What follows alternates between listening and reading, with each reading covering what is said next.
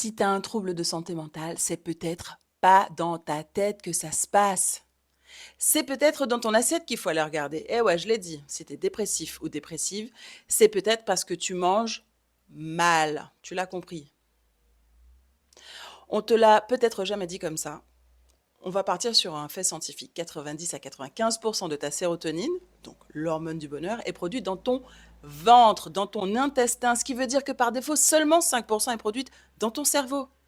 Et cette sérotonine, c'est pas juste une molécule feel good. Elle régule ton humeur, ton sommeil, ton appétit, ta douleur, ta libido, ta motivation, ta prise de décision et même ton apprentissage. Donc, quand tu es sportif de haut niveau, tu comprends ce que ça veut dire.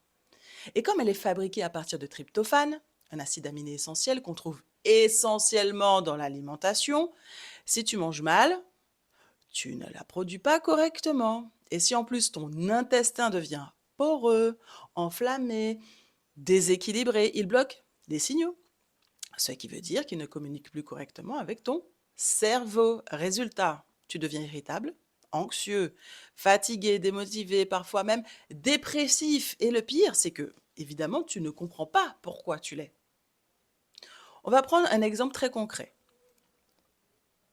Tu veux performer, tu veux donc récupérer, tu veux rester concentré, focus, mais tu as la tête dans le brouillard parce que tu dors mal, tu n'as plus envie de rien, tu essaies de compenser par la volonté ou par les compléments, pourquoi pas. Mais ton terrain intérieur, là, le ventre, lui, il est saturé. Et pourtant, tu continues à bouffer n'importe quoi. Tout ce qui te tombe sous la main est surtout très mal, pas équilibré et pas maison.